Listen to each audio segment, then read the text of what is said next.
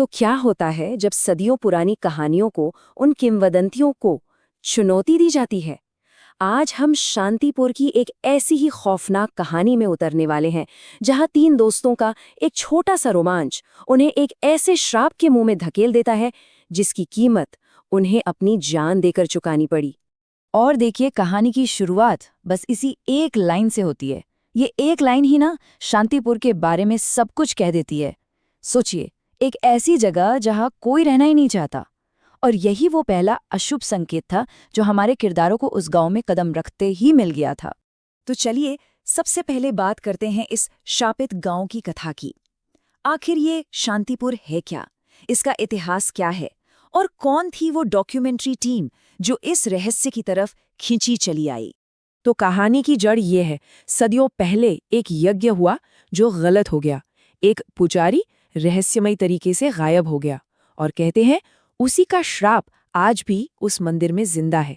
और यही वो किंवदंती थी जिसकी सच्चाई जानने के लिए वो तीनों दोस्त अपनी जान दांव पर लगा देते हैं।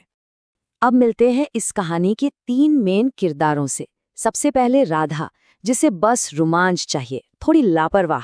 फिर है रवि, जो हमेशा सावधान रहता है, जिसे इस पूरे सफर से ही डर लग रहा है। और तीसरी है काव्या, रिसर्चर, जो अपनी पढ़ाई की वजह से जानती है कि ये डर बेवजह नहीं है। और इन्हीं तीनों का जो टकराव है ना, वही इस कहानी का सेंटर है। अब दूसरा हिस्सा, गांव वालों की गंभीर चेतावनी। जब टीम वहां पहुंची तो उन्हें ये समझ नहीं आया कि गांव वाले उन्हें बचाने की कोशिश कर रहे थे या फिर किसी गहरे राज को छिपाने की। ये देखिए, ये गांव वालों की पहली सलाह थी। वो कहानी सुनने की नहीं, भूलने की है। मतलब वो उस कहानी को सुनाना नहीं चाहते थे, बल्कि हमेशा के लिए दफना देना चाहते थे।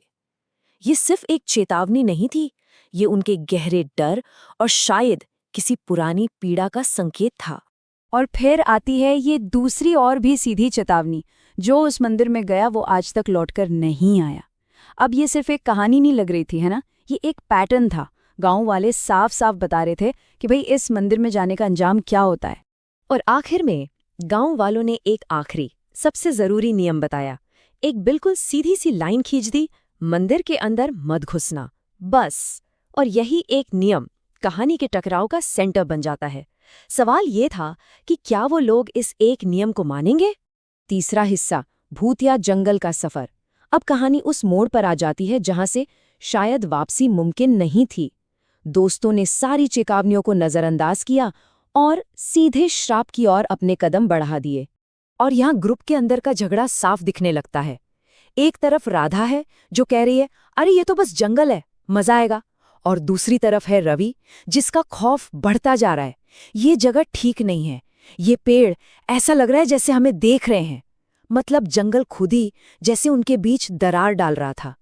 और बीच में थी काव्या, जो दोनों को समझाने की कोशिश कर रही थी, लेकिन वो भी सावधानी बरतने के पक्ष में थी। उसने कहा कुछ प्राचीन चीजें इंसान की आत्मा से खेल सकती हैं। मतलब उसकी रिसर्च रवि के डर को एक तरह से सही ठहरा रही थी कि यह सिर्फ अंधविश्वास नहीं है, इसके पीछे कोई गहरा राज हो सकता है। और अब हम पहुंचते हैं कहानी के क्लाइमैक्स पर, श्रापित मंदिर के अंदर।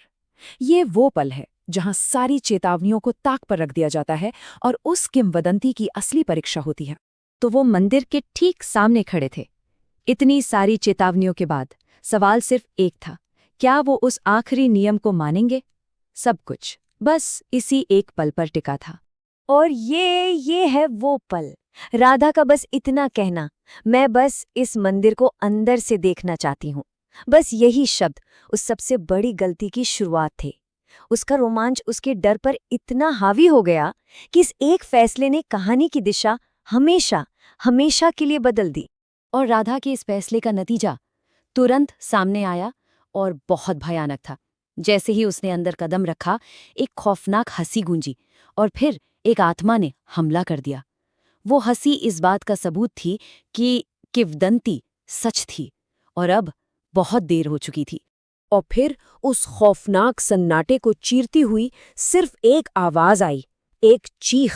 बस वो एक चीख इस बात का पक्का सबूत थी कि राधा हमेशा के लिए उस मंदिर में फंस चुकी है। ये वो पल था जब सारा डर हकीकत में बदल गया। तो राधा के साथ तो जो होना था वो हो गया, पर उसके बाद क्या? कहानी का अंत उसकी शुरुआत से भी ज्यादा खौफनाक था। चलिए देखते हैं कि इस घटना का अंजाम क्या हुआ। अब वहां रुकने का तो सवाल ही नहीं था। रवि और काव्या को समझ आ गया था कि राधा को अब नहीं बचाया जा सकता। वो बस अपनी जान बचाने के लिए अपने दोस्त को उसी आत्मा के हवाले छोड़कर वहां से भागे। और जब वो गांव वापस पहुंचे तो एक बूढ़ी अम्मा ने उनसे जो कहा, वो शायद इस कहानी का सबसे ठंडा, सबसे खौफनाक सच था। तुम लोग बहुत किस्मत वाले हो कि जिंदा लौट आए। अब अपनी दोस्त को भूल जाओ। इन शब्दों ने उस श्राप की सच्चाई पर आखिरी मोहर लगा दी। राधा अब बस एक भूली हुई कहानी बन चुकी थी। तो आखिर में हुआ क्या? रवि और काव्या मंदिर से भागे। गांव की एक बूढ़ी औरत ने उन्हें राधा को भूल जाने को कहा। इस घटना से पूरे गांव में दहशत और भी ज्यादा फैल गई और आखिर में वो किंवदंती सच साबित हो गई। ये सब मिलकर यही साबित करता है कि शांतिपुर के मंदिर की कहानी सिर्फ कहानी नहीं थी। तो आखिर में ये सवाल बचता है कि आखिर कब एक कहानी सिर्फ कहानी ना रहकर एक चेतावनी बन जाती है। ये कहानी हमें सोचने पर मजबूर करती है कि क्या हमें इन लोक कथाओं को, इन चेतावनियों को ज्यादा गंभीरता से लेना चाहिए? क्या हर किंवदंती के पीछे वाकई कोई भूली बिसरी सच्चाई छिपी होती है?